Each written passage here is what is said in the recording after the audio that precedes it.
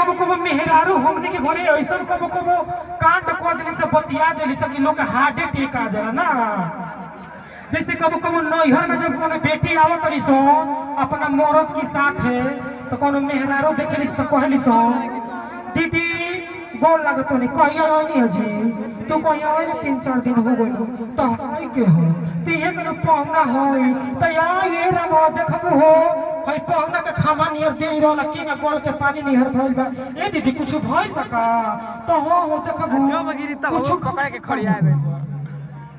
Operator महोदय कहीं तार नंगा हो गया वो आपको टेप मार दो साथ कर रहा है।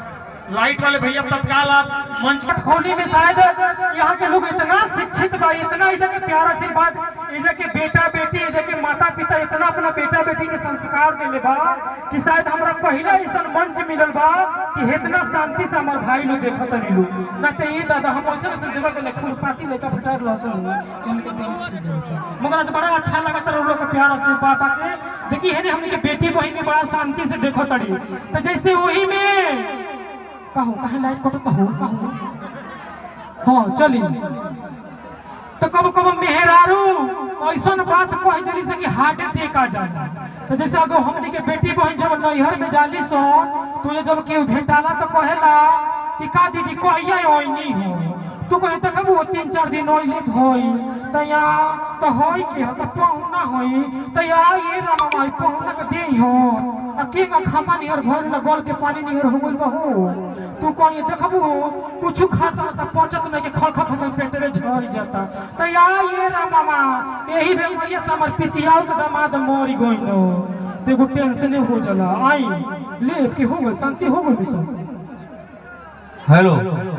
जो बच्चा को हमारे रूल करिए सब बटा मामा दाबी ले हमारा लाइट से बड़ा डर लगे के दादा हमरो कुछ मतलब नहीं लइको हमरा कितना देखिए सुना चली बड़ा अच्छा लगता लव यू चलिए अच्छा लगता शायद सुनी लो ये दिन के इंतजार करत रहल जब जाई रास्ता में तो कहीं देखी कि नाच बाजा होता नु तो जे के रो लिखई लिखिए दुर्गा मैया तू कहां हमरा खातिर सुतल बड़ी मगर तोहलो हमरा के और दुर्गा मैया के जगह दे बड़ा अच्छा लगता। कब कब हमने के गांव में फेरी वाला भी आ जाला सो जैसे मेहरारू फेरी वाला आवेला सो गांव में साड़ी उड़ी मच्छरदानी बेचे तो हमने के मेहरारू बड़ा चालाक होई से कहली सो ए दीदी है तनी हो बेटवा का रोक तो जब रुकी है तो कहीं हाँ चाची मत 3-4 गो साड़ी तनी दिखाई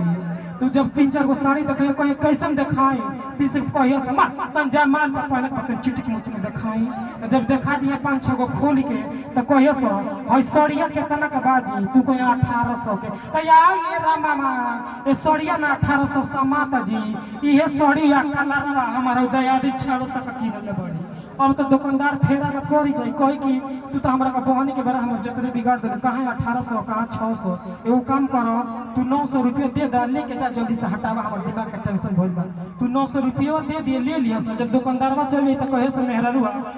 ए दीदी आए मैंने सुन जब वो तो कहे का हो और देखा भाई 900 का सड़िया किन्नी अच्छा गाय रखी में तू कैसे ए भौजी तू ना अच्छा गाय बड़ी ये जो मार्केट में किने ना तो ही में लाइट बिल पंखा बिल रूम भाड़ा जोड़ के 5000 की सड़िया देला सब बच्चे दवा तो ऐसे नहीं मेहरारू हमनी के बोली सन ये वीडियो बड़ा अच्छा लोग के लागल बा और बड़ा अच्छा प्यार आशीर्वाद भी हमनी के मिलेला। चलिए एगो रिकॉर्डिंग लग जाओ आज ये माही मनीष जी ललका टी शर्ट वाला आपका फेवरेट है आपका ही ये गाना सुन के हमने डांस करना सीख गया ललका टी शर्ट वाला बड़ा अच्छा लगेला कब कब यो हमनी